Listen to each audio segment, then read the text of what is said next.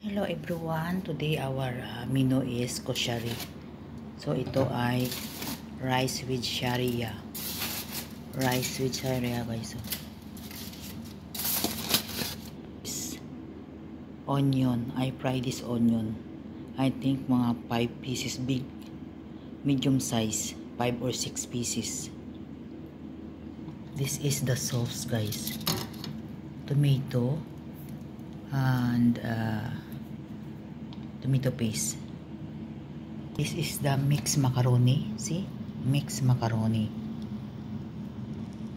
Lentils guys. Lentils. And this one is for the toppings later. This is the hot chili. Mama make this one. And this one is like there is vinegar there and garlic. They want to put this one sauce later. This rice is nice guys. Egyptian rice and shari.